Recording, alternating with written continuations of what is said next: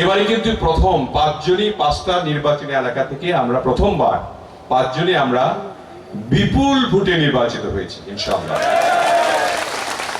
কাজে আমাদের এই জামালপুরের উন্নতি যদি এই বছর, এইবার, এই টার্ম যদি বেশি না হয়, তাহলে আমরাই তো লজ্জা পাবো আপনাদের কাছে, তাই না?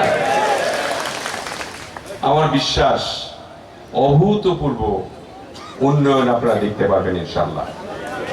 যে উন্নয়নের জন্য আপনারা অনেক দিন, দীর্ঘদিন ধরে অপেক্ষা করছিলেন।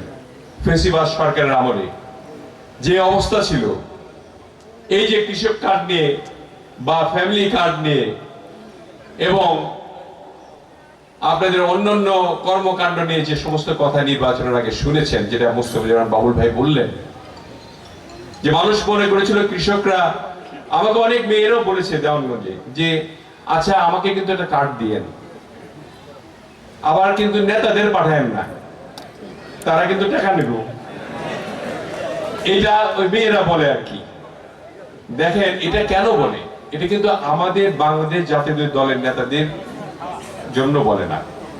এই যে ফেসিবাদের যে দল ছিল আওয়ামী লীগ, এদের প্রত্যেকটি নেতা কর্মী মানুষের কাছে এইভাবে টাকা চুষে চুষে খাইছে, যার জন্য আল্লাহর সেই পতন হয়েছে, আল্লাহ সেই গজব নাজিল হয়েছে। আওয়ামী লীগ 50 বছরের মধ্যে এই সরায়ও দেখতে পারেন না, এটা ভুলে যান।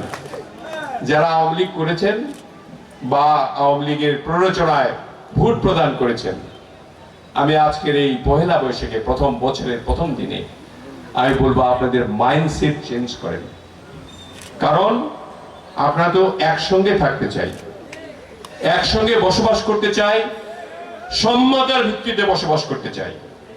এই যে ওটা ভুলে গিয়ে বাংলাদেশ জাতীয়তাবাদী দলের পতাকা তোলে শহীদ রাষ্ট্রপতি জিয়া রহমানের সুযোগ্য সন্তান যেহেতু প্রধানমন্ত্রী হয়েছেন, তার নেতৃত্বে বাংলাদেশ কি হবে আপনারা তো বুঝতে পারলেন।